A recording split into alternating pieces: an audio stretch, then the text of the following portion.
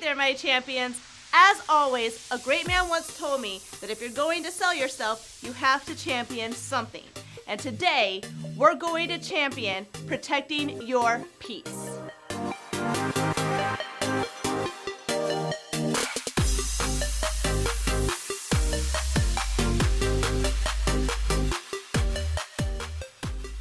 So first, what does it mean to protect your peace? It means to be reactive, active, and proactive to not experiencing hurt.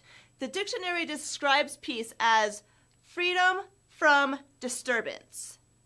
So, your peace is your freedom from disturbance. Your personal freedom from pain, chaos, and unnecessary stress. You don't deserve the nonsense, and you deserve the peace. It's yours, your personal peace, and today I'm going to show you how to protect it. Have you ever heard of crabs in a bucket? They say that if you put crabs in a bucket, then some will try to climb out, and when one starts making progress, others will grab onto that crab and pull it down. Can you imagine that? Every time one gets close to the top and starts climbing up and out, another one grabs its leg and then pulls it back down, trying to pull itself up. And it's the same thing with misery loves company. Misery loves company. Because if a person who is miserable has someone next to them nodding with their complaints and agreeing with their excuses, then that validates their negativity. You have to trash those toxic people. So, one key way of protecting your peace is reflection time. This is so key to protecting your peace. When you take the time to take a look at where you are in life and what you have going on, who you've been hanging out with, where you're trying to go, you get to give yourself something that we all are always wanting from those who mean the most to us: attention. Reflection is an amazing thing that you can give yourself, and your you time is a great time to do it. Reflection opens yourself up to perspective and listening to your inner, honest thoughts that get drowned out during your day-to-day. A lot of our greatest aha moments happen when we stop to reflect. Personal growth. Personal growth is a huge part of protecting your peace because it gives you that backing that you need to keep growing. It allows you to have your back in times of doubt because growing isn't easy. That's where growing pains come from. Because often when growing, we also experience change, but it's change for the better. But just because it's change for the better doesn't mean that it isn't hard. Some of the things that make growing hard are working towards establishing new habits. That's not easy. Failing, and then trying again, and then trying again, and then failing, and then trying again. It's not easy, but it's definitely worth it.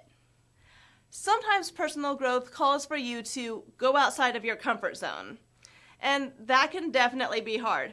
Actually, often, personal growth calls for you to go outside of your comfort zone. Probably one of the hardest parts of personal growth is outgrowing the people in your life. Sometimes you have people in your life who are stagnant.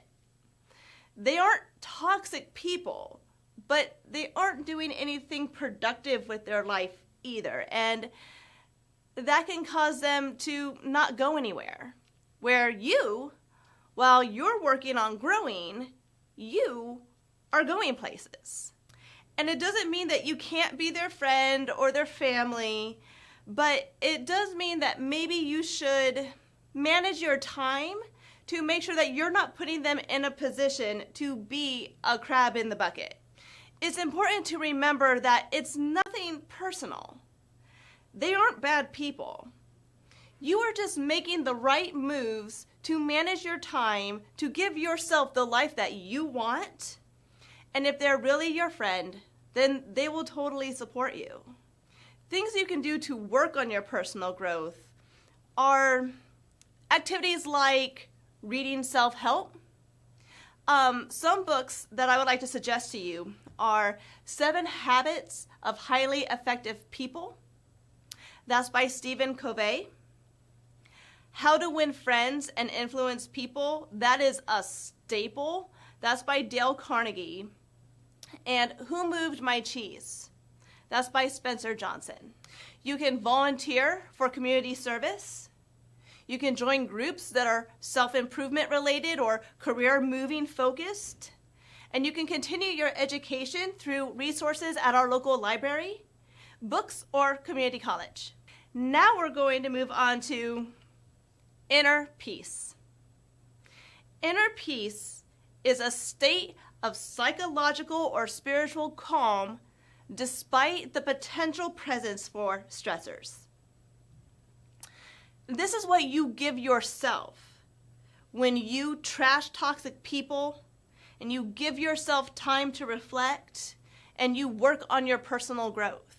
Finding your inner peace is a personal journey, but you can seek out ways to find it online, through hobbies, or as a spiritual search of your very own. When you find your inner peace, you will be satisfied with yourself. It's a beautiful thing, and it's worth finding and protecting, just like you. Okay, so sweet. Trashing toxic people, personal growth, all that sounds great, but what would we be doing if we weren't setting you up for success?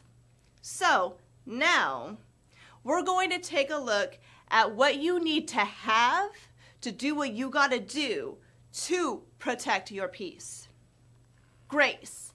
First of all, great song by Jeff Buckley, The More You Know, okay?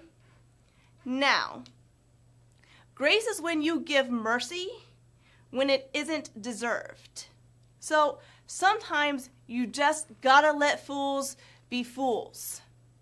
And when they're acting foolish, you have to just let them do what they do. If you are going to protect your peace, you can't let nonsense mess with your peace. So you have to give grace. You give grace, you stay on pace. If you get distracted by drama, it's going to slow you down. It's going to hold you back. And it might even cause negative consequences. So give grace, stay on pace. Patience. New habits take time. You get through the day one step at a time, one breath at a time. You can only control what you can control. And all you can do is all you can do.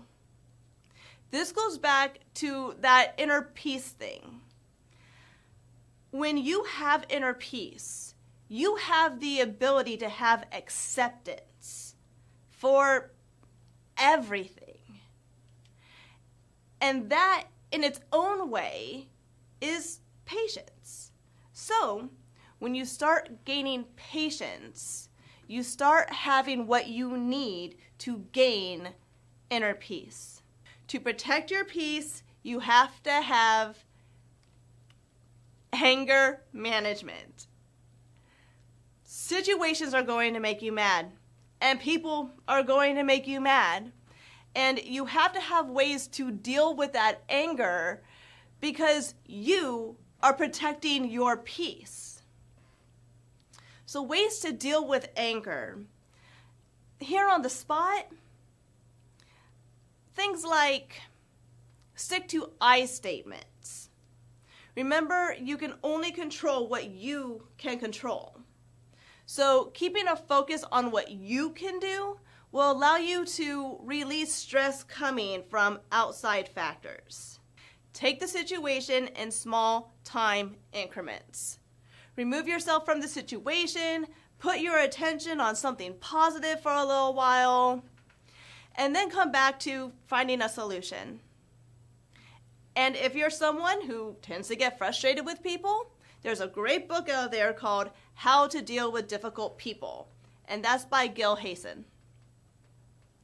And last but absolutely not least, if you're going to protect your peace, you have to have coping skills.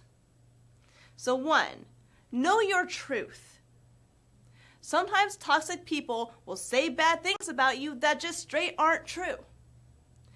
And it's really easy to get wrapped up in it because you think they're trying to soil your name. But what they're actually doing is called creating a false narrative. And it's something that small people do. Don't even fight it because you know what? You're busy protecting your peace and moving forward. Also, keep your power. You have the power to think positive thoughts. You have the power to choose to be happy. You have the power to keep moving forward. So you have to keep that power so to protect your peace. Now we're going to move on to Q&A with Jasmine. Okay guys, here we are back with Jasmine for Q&A. Awesome. You got cues? I do. Sweet. I do. Okay, so you mentioned how it was important to reflect. Mm-hmm. What are some of the best ways to do that? It's like through meditation, through writing stuff down. Do I need a diary? Okay, so those are great suggestions. Okay. And I think it's a little bit different for everyone. I think shower time is a great time to reflect and just kind of detach and think about stuff. Mm-hmm. I follow something on Twitter called Shower Thoughts, and that's fun.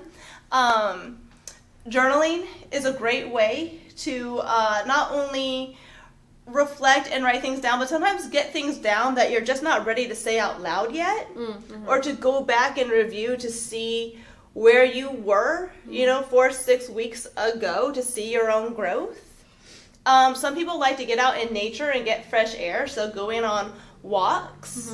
But then some people just think while doing stuff that they enjoy, like crocheting or cooking, or even if you're just reading a book and then you stop and you just kind of take time to think about what it is that you're reading and how it applies to you, that's also reflection time. I wanted to know, what are some of the things that you can literally say to people that you've noticed you're outgrowing, but you do care about them without it being too awkward? If I'm outgrowing somebody, then I'm also probably going to be doing different things than what I used to do with that person.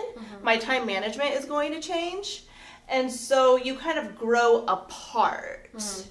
And then if they come to you and they're like, hey, we don't kick it like we used to, or, are you mad at me? Yeah. You can just explain that you're growing and you're starting to do different things. You're starting to spend your time in different ways. And, you totally love them and care about them. And if they want to, make sure that you guys have a phone call once a week or hang out, every 10 days and do something within a time limitation, then that's cool because they want to stay a part of your life, and that's awesome. But because you're growing and you're starting to do different things in different ways, when you explain that to them and you keep the focus mostly on you and your growth and the good things that you got going on, then if they really love you, they'll totally support you. Okay, so my last question. Can you tell us a time where you noticed you protected your peace? Okay, so once upon a time, there was a person who just was really judgmental, and she didn't really like the way that I was trying to build my life up because it just wasn't how she would do it, and I had to keep that strength, own my power, and I was like, no, I know what I'm doing is good, and if you don't like it, then that's your thing. I'm doing my thing, and I stood by myself. I had me, and that really, when I realized that I wasn't going to be affected by her judgment, then I was protecting my peace.